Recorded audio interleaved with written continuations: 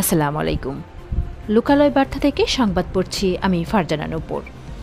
টুঙ্গিপাড়া আওয়ামী লীগ নেতা মাহবুবের নেতৃত্বে জালাল মোল্লার বাড়িতে হামলা ও ভাঙচুর। মোহাম্মদ তপু শেখ, গোপালগঞ্জ প্রতিনিধি।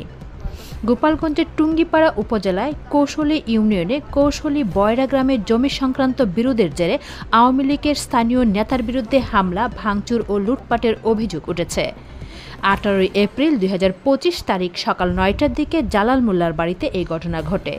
অভিযোগে বলা হয়, উপজেলা আওয়ামী লীগের ক্রিয়া সম্পাদক মাহবুব মোল্লার নেতৃত্বে জালাল মোল্লার বাড়িতে মঞ্জেন মোল্লা, ঠান্ডা মোল্লা, চান মিয়া মোল্লা, শান্ত মোল্লা ও সুহেল মোল্লা অতর্কিতভাবে হামলা চালায়।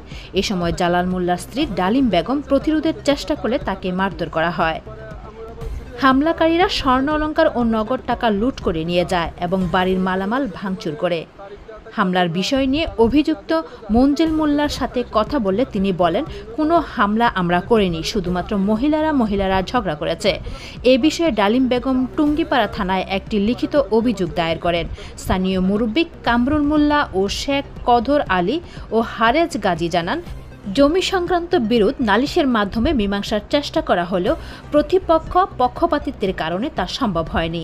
তাদের অভিযোগ, স্থানীয় রাজনৈতিক প্রভাবের কারণে হামলাকারীরা বিচার মানছে না এবং গরিব অসহায় পরিবারকে বাড়ি থেকে বিতাড়নের চেষ্টা করছে। এ ঘটনার স্থানীয় প্রশাসনের হস্তক্ষেপ ও সুস্থ তদন্তের দাবি জানিয়েছেন এলাকাবাসী। ধন্যবাদ লোকালয় বার্তার সঙ্গে থাকার জন্য। আমরা দেখলাম কি যে এখানে থাকলে আরও একটা গোলমাল ফেসাদ হইতে পারে, তোরা আইনগত ব্যবস্থা দেয়। তখন ওরা কিন্তু থানায় চলে যায়। থানায় যাওয়ার পরে ওরা ওই গোবরে তার সকালবেলা আমি একটা জামা গাইতে বাজারে যাবো করে মোবাইল করে টাকা ভরবো, তখন ওই বিটি ওই বাইবো অকথ্য ভাষা গালি গেলাম।